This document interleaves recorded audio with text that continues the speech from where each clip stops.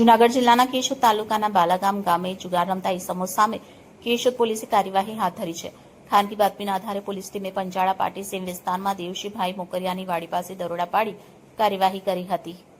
સ્થળ પર પહોંચતા કેટલાક ઈસમ ગોળ કુંડાળુ બનાવી રૂપિયા પર હારજીતનો જુગાર રમતા હોવાનું સામે આવ્યું હતું. પોલીસે કોર્ડન કરી 5 ઈસમોને ઝડપી પાડ્યા, જ્યારે 2 ઈસમ ખુલ્લા ખેતર તરફ ભાગી છૂટ્યા હતા.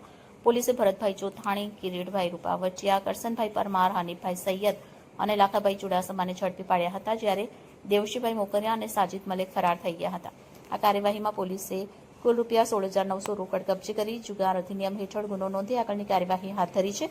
ફરાર આરોપીઓને ઝડપી લેવા માટે પોલીસ દ્વારા શોધખોળ ચાલુ રાખવામાં આવી છે. Reporter Harsh Bharda, A to Z news, Keshod.